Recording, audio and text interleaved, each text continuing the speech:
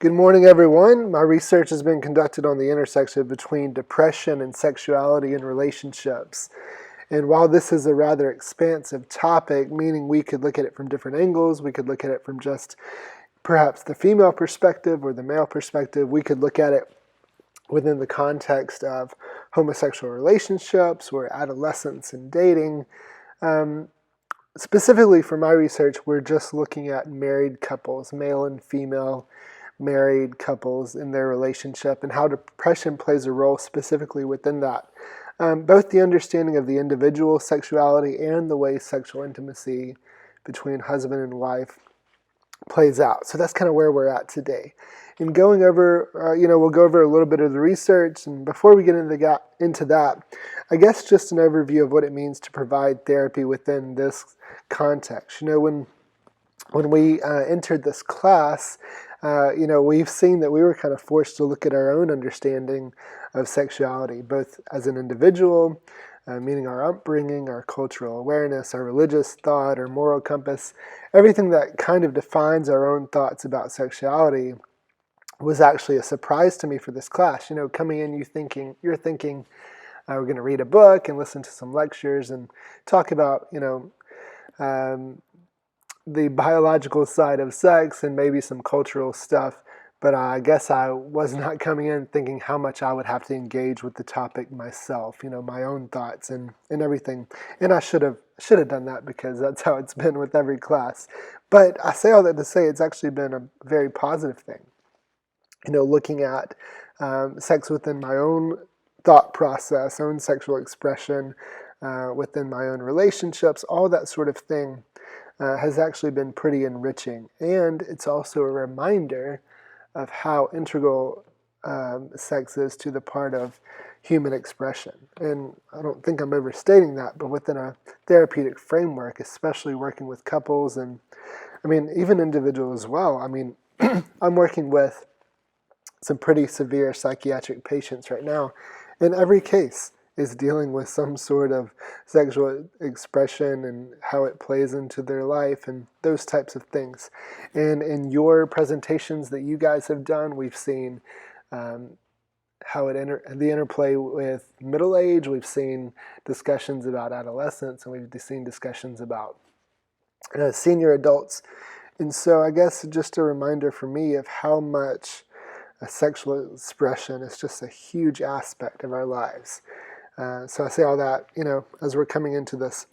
In looking at sitting down with clients, meeting with clients, families, meeting with couples, we're walking into a space where, for most situations, it seems like sex is always on the table. And I just realized as that was coming out of my mouth, I did not mean to provide a little pun there, but there's your, oh my gosh, there's your levity for the day. Let me compose myself for a second. What I mean is, Dr. Deshawn has said many times throughout class, I guess I just had my Freudian slip like he did a couple times. So Dr. Deshawn has said multiple times that sex sells. And the reason that sex sells is because it's always on our minds. Well, for men, of course, it seems to be that way. And for women, when the topic comes up now, for many, it can be on their mind as well. So once again, we're walking into a space in the therapeutic context where the topic is so much a part of our individual identity, our cultural concepts, the client context, and it's just this major element of humanity. And so if you're familiar with the television show The Office, toward, I think it's season 6, when the main character leaves and you have this new boss come in. He's just this very strange, awkward guy. And in his interview with a couple of the employees, he just looks at him and he says, "Everything's about sex and don't you dare forget it." And while he's, supposed to be this super awkward guy, he's making this statement that there's always this undercurrent, seems to be always this undercurrent of sexual expression within our human identity. And that's that's kind of where we're at in the therapeutic context. And both myself sitting there as the therapist, working through those own issues in my own life, and then helping them as well. My own past, my own experience. And so you're sitting with the clients and you're trying to work through that empathetically, helping them reach their goals. But then on top of that, when you're laying over on top of that, again, the puns, they just keep coming out. When you are compounding symptoms with relational issues, symptomatic things such as anxiety, depression, and schizoaffective, just run the gamut of all the various symptoms that we could bring into the situation, these classified disorders. And so now you're working with that on top of relational therapy. And so as I'm coming into this, I feel like I'm not overstating it, because for most people, it's there. That's where it is. So what does that look like in the context of marriage?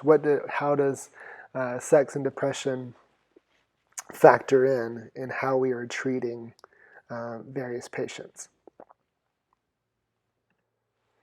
So what does it look like in the context of marriage?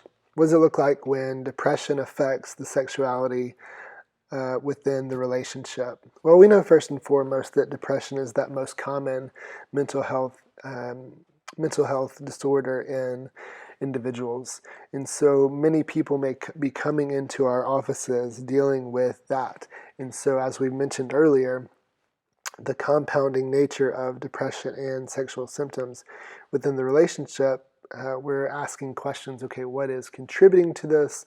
Is there biological stuff going on? Is there hormonal stuff going on? Are we dealing with a past history of depression? Are we dealing with biological factors? Are we dealing with current elements within the relationship? Is sexual issues contributing to the depression in the relationship? Is it the other way around? Is there some type of abuse, some type of addiction, connections with the extended family members? The list goes on and on and on of what is causing the depression. But if we're talking about not just what is causing the depression, but specifically how do we help this couple in their sexual relationship? And so, for instance, let's say the man comes into the relationship with this low level of depression, and now his symptoms get bigger, and maybe they're not as pronounced in the relationship. Maybe the wife just feels like, well, he's tired, he's not as engaged as much, but he's not dealing with pretty severe symptoms yet. And so she may not even notice until his symptoms get rather severe. But on the other side of things, if she's the one who's more shutting down because she's maybe the more talkative one, she's the social planner, she's the one, who's more not invested in the relationship, but she's the one who kind of provides the energy. And that could be either or, the male or female playing into that role. But the sexual differences within the relationship aren't the main factor. It's how the symptoms are showing up within the individuals within the relationship. And so now you have a situation where the other party is having to perhaps stand back and say, what is really going on here? Is this, in many relationships, your first thought is, well, what have I done wrong? What's wrong with me that this person is not leaning in towards me, or what else is going on? And so oftentimes in relationships, the other party will step in to become sort of a caretaker. And so I just need to make things better in my relationship. I want to make things happier. My partner's depressed, and internally I know maybe there's something a little bit off, but I'm still trying to provide structure in the relationship and ease the pressure. And I just get into a habit where I'm always investing, but always feeling like something is just a little bit off. And so now what happens is you end up with two partners dealing with a little bit of depression because nothing is fixing the situation. And so actually that caretaker, as they try to invest in the relationship, especially when it comes to intimacy within that relationship, they try to fill those spaces and make things better. It may have a short-term positive effect on the relationship. meaning if it's the wife who's feeling depressed or the wife who is depressed, that sexual connection may, help increase her connectivity to the spouse, increase serotonin a little bit, make everybody feel a little bit better for the moment. And we know for sure that's happening for the male on his side. But when you have this underlying thought of something's not right, it's not, of course, it's not going to cure the depression. It may just make you feel connected for that moment. And now you step back, especially from the feminine side, and you realize, well, there's no pure connection here. Perhaps he's just using me as a way to alleviate his depressive symptoms. And you can see how that would cause some depressive symptoms for her as well, and actually provide a wedge or put a wedge within the relationship. And the relationship just can't survive on that path. And so a 2000 study describes this as the demon dance, this idea that depression manifests itself in intimate relationships the more marital conflict results. And the more marital conflict results, the more depression manifests itself. And so you have the cyclical pushing and pulling of depression, symptoms, marital conflict, and it's rather obvious, of course. And so as those symptoms rear their head, you're trying to combat them in the best way you know how in the relationship. But the sexual engagement, the sexual entanglement is now being diminished, and now you have this cycle of depression within the relationship. And so if you're already dealing with symptomatic issues of depression within the male and female, now you're dealing with, for instance, like lower libido, things like that. Now you're dealing with conflict in the marriage. And once you get into the sexual expression, sexual connection, sexual activity within the marriage, you could possibly be dealing with more symptoms as well. And so not just lower libido, but inability to enjoy the connection, inability to orgasm, inability to have any sort of, enjoyment in it. So now you're stuck with the sexual distance in the relationship. And so you have these types of things going on, these classic symptoms going on within the male and female that are providing some sexual distance there. And so what could be the result? Well, what could happen? Well, possibly he could double down on his efforts to try to make things go well, to make things run more smoothly in the relationship. And he may even realize that she's getting a little depressed as well. And so, he's like, well, let me take a step back. And oftentimes the depressed male, it could happen with the female as well, but they invest so much in the relationship. Like, if I could just make my spouse happier and make things go better, I'm just going to pour myself fully into it. You end up with someone who is starting to exhibit codependent behaviors. So you're acting in ways that aren't contributing to the relationship. You're experiencing depression yourself, self-esteem issues are compounding, and then you end up engaging in behavior that is further detrimental to the relationship, further putting a wedge in there. And so now you're dealing with all these kind of classic issues of depression that are embedding themselves in the sexual relationship. This one 1980s study, of course it's an older study, but I just included it in there because I thought it was rather, it's overstated and it's a little comical. But Gottlieb says, dependency and neuroticism appear to be stable characteristics of an individual who experiences depression, and it's possible that these qualities may also affect marital functioning. Well, of course, neuroticism and dependency are going to affect marital functioning. And so you have these major challenges for the depressed spouse in their sex life as it withers. The healthier spouse is feeling like they need to behave more like a parent than an intimate partner.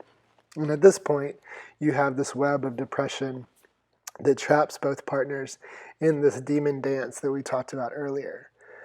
So over time, you have the positive sentiment is eroding from the relationship. There's this battle of depression, this negativity, hostility. Maybe there's less nurturing, less connection in the relationship, and then you have distance, isolation, and contempt. And we know that that's not going to help a relationship grow, and actually it's going to diminish it to the point where it cannot survive. Depression relationships just don't mix well when they're left untreated, because that depression, especially those sexual side effects, they spill into all the empty space and distance in the relationship, and it can't continue to grow. Now, there's so much more that could be said about that, but let me just highlight two other things from the study. Specifically, Gottman's research about sexuality and depression within relationships, especially with a woman who's experiencing postpartum depression. While postpartum depression is not classical, depression in the sense that we've been talking about, I think the concept that Gottman uses is applicable to every stage of development within the marriage context. So whether it's a new marriage, middle-aged marriage, you're dealing with postpartum depression or menopausal depression, what we find is that he provides a foundation for us to look at it a little bit differently. And so he provides this idea that for most of us, we view sex in the romantic context. And so it's like, if I can just make my marriage really happy and make things go well and do those nice things, then it's going to make sex better. But Godwin's always talking about the connection, the leaning in, the building trust, the building those positive, supportive vibes within the relationship. And so what does that what does that postpartum depression wife need the most? Well, she needs pure connection, pure support, friendship, joy, laughter, smiles, those things that take that step-by-step approach to build a deeper relationship. And so knowing that I am fully supported in here, knowing that you're investing in me in our relationship, not just like, all right, we got to move on so we can get to the sex. So from our textbook, The Celebration of Sex, we find that sex is supposed to be this joy. It's supposed to be celebrated. That in the intimate relationship between husband and wife, it's supposed to bring that joy and connection. And so our friendship, especially investing in that way, our love for each other on that basic level can now be taken to new heights, creating deeper connection, furthering the intimacy. And now in turn, it does the opposite of what that cyclical separation is doing. Now Gottman says, invest in the relationship in this way and make the cycle go the opposite way. Combat the depression through a joyful presence of connection within the relationship. So yes, we need to take into account biology and take into account medical issues, therapeutic approach, all those types of things. But first and foremost, let's stop for a second and invest in the relationship in this friendship way, in this pure connection way. So what can that look like? Here we see some ideas here. So what's it like to step into that space? And now as a therapist trying to provide care, of course, let's circle back. Of course, we're going to talk about assessment and diagnosis, but then we get to a place where we need to talk about medical needs. Maybe you need to see your primary care again, get on some SSRIs and provide some medical treatment. But what happens now that we're working on the relationship, that sexual connection, that building those positive relationships? What happens when now when we enter into sexual side effects because of the medication?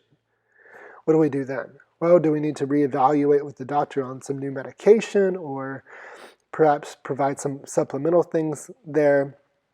But now we're going to have to deal with the side effects as well, meaning we're already dealing with lower sex drive because of the depression, and then the medication could further that lowering of the libido. Or maybe we have some other reactions, some other symptoms going on. Perhaps it's the inability to orgasm, very common within anti-anxiety, anti-depression medications. And so what are some things we could do? Well, we have a couple options. Of course, reevaluate the medication. Do we need to change to something else? Perhaps plan a sexual vacation. plan, not a sexual vacation, plan a medicine vacation for the weekend. Like plan that sexual encounter for the weekend. Hey, we're going to connect in this way on this weekend, but we're going to take a break from the medication just for a day or two so that we can perhaps alleviate some of the symptoms. Or we could say, we're on this path toward holistic healing, and so let's say we're going to connect in other ways for the next 4 to 12 weeks, so we can see how the medication maybe fits with our system, maybe alleviate some of the symptoms, but let's work together to provide a therapeutic context for that connection, and maybe we have to realize that some of those sexual side effects will be there for a short time, and we need to work on those together. So very obviously, sexual issues within the relationship could contribute to the depression and vice versa. And so as a therapist, we're working with this complex thing, trying to map out and figure out what's going on.